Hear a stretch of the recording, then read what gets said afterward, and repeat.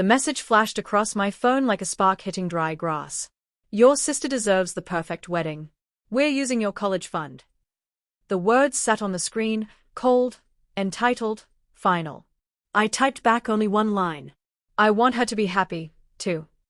What my mother had overlooked was simple. I no longer had a college fund for her to take. I had already graduated from Harvard Medical School without debt. My software patents had covered everything. So when the venue called to confirm payment, the stage was already set. Growing up, my sister had always been the star, the golden child. Every scraped knee, every recital, every fleeting desire, our mother bent the entire world to fit her needs. I was just the background figure, the smart one, as if intelligence was nothing more than a consolation prize.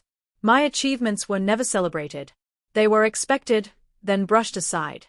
When I received my Harvard acceptance letter, my mother didn't even clap. She just said, "Don't get cocky. That fund won't last forever." But I had already ensured it would.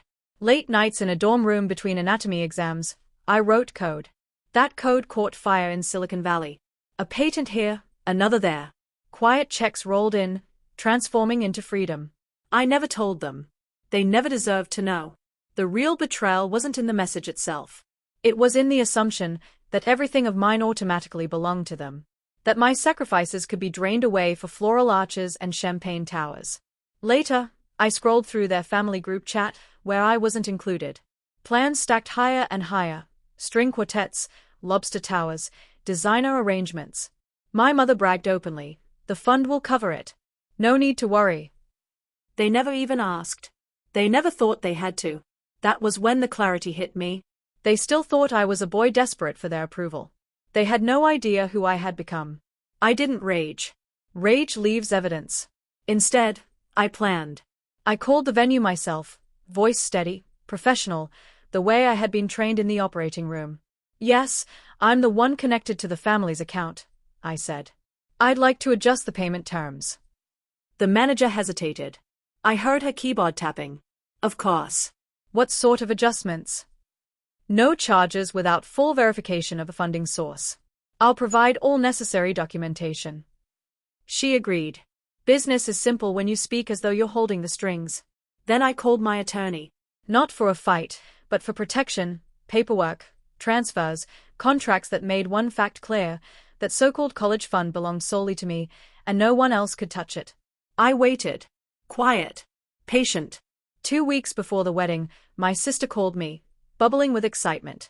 "The venue's perfect. It'll be the most beautiful day of my life." I murmured something polite and let her spin her fantasies. I nearly pitied her. Almost. But then the cracks appeared.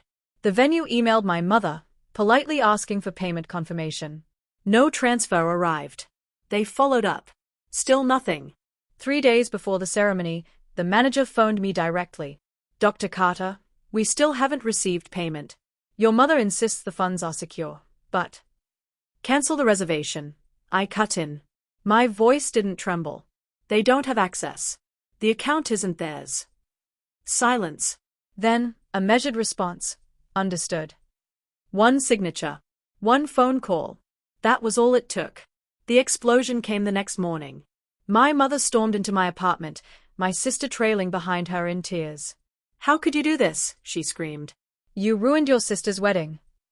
I let her rage. I let every drop of venom pour out until her voice cracked. Then I stood, calm, steady. "You tried to steal from me," I said softly. "It was for family," she snapped. "No," I replied. "It was for her. Just like everything has always been. You've taken from me my car, my time, my silence. But not this." My sister broke down then, sobbing, begging me to reconsider. "Please, it's my wedding."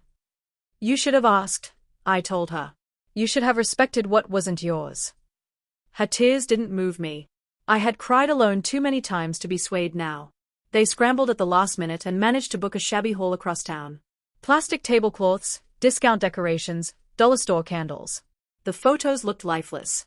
The perfect day my mother promised collapsed into mediocrity. And me?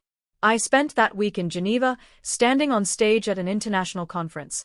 My name on the program, my patents projected on the screen, applause echoing louder than any wedding bells. I thought about their faces as the venue doors stayed locked. About my mother's shrill disbelief when her entitlement finally met an immovable wall. What I felt wasn't rage. Not even triumph. It was peace. Because for the first time in my life, they couldn't touch me. And they finally understood. The boy they had dismissed had grown into a man beyond their control.